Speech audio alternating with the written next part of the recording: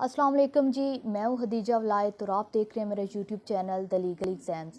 आज के इस लेक्चर में मैं दो बड़ी इंपॉर्टेंट टर्म्स को डिस्कस करूँगी जो कि जजमेंट इन रेम और जजमेंट इन पर्सोनम है। जजमेंट इन रेम जो है वो जब कोई भी judgement against public at large pass होती है तो उसको जजमेंट इन रेम कहते हैं। जजमेंट इन रेम में किसी पर्सन के लीगल करैक्टर को डिसाइड किया जाता है। आप लोगों ने सेक्शन 42 स्पेसिफिक रिलीफ एक्ट का पढ़ा होगा। उसमें लिखा हुआ है कि अगर कोई पर्सन जो किसी लीगल करैक्टर का इंटाइटल है और उसके लीगल करैक्टर को कोई पर्सन डिनाई कर रहा है या इंटरेस्टेड टू डिनाई है तो वो कोर्ट में जाके तो अपना लीगल करैक्टर जो है वो डिक्लेयर करवा सकता है। तो यहाँ पे हम लोग डिक्लेरेशन का सूट फाइल करते हैं। तो जितने भी केसेस जिनमें हम लोग जब पार्टी बनाते हैं अवामुन्नास को या फिर पब्लिक एट लार्ज, पब्लिक अवामुन्नास को हम लोग इंग्लिश में पब्लिक एट लार्ज कहते हैं।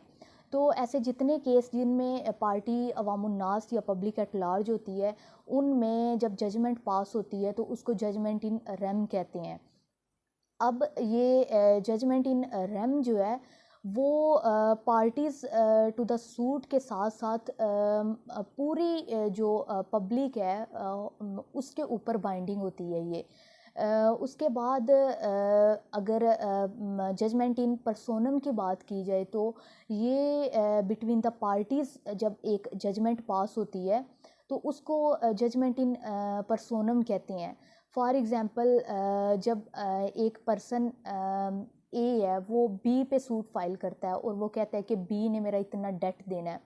तो जब दो पार्टीज़ के बीच में एक सूट फाइल हुआ है जिस सूट में उन दोनों पार्टीज़ की के राइट्स और लाइबिलिटीज़ को डिसाइड किया जाएगा तो उस जजमेंट को जजमेंट इन पर्सोनम कहते हैं।